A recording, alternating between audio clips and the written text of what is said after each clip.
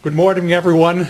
I'm Richard Godfrey, Executive Director of Rhode Island Housing, and it's my pleasure to welcome you all here today. Unfortunately, it's not a pleasure to be announcing this press conference because the issues which we have to discuss today are very sad. In a time when many people are in trouble, they're out of work, they may be losing their homes or losing their apartments, there are still many companies, many individuals who are trying to steal the last dime from these people. It is a very sad time. I've been working in the housing area for about 40 years now, and I have never seen the U.S. Department of Treasury and the U.S. Department of Housing and Urban Development issue a joint warning to consumers to please beware of people who are promising you the quick fix, the quick mortgage relief. You don't have to pay for counseling services. There are 12 independent counseling services in the state of Rhode Island.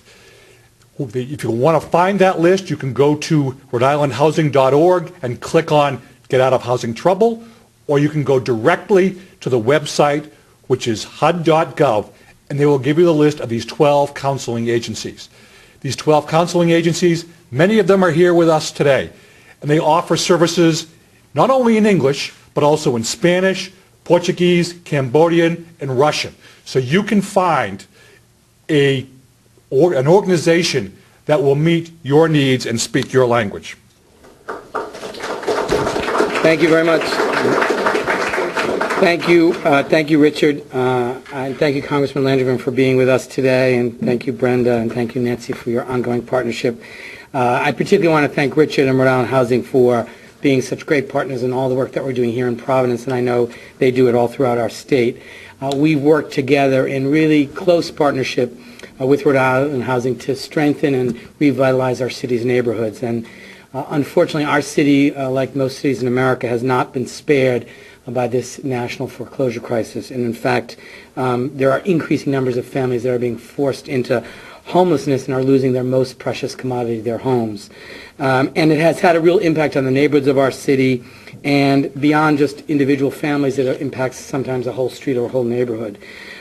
We've worked very closely with Rhode Island Housing over the last several years and with other public and private partners to protect the progress that we've made over the last 6 years in this city to keep residents of our city in the wonderful neighborhoods of Providence. And while we've made some good progress in responding to the foreclosure crisis, today we're really facing a new challenge, and it's the one Richard and the Congressman spoke about, and that is the proliferation of individuals and organizations that are offering to rescue homeowners that are in trouble or facing foreclosure. And they're marketing financial solutions that sound really tempting to a family in distress and afraid of losing their homes, but that might in fact lead to really serious additional financial difficulties in the long run.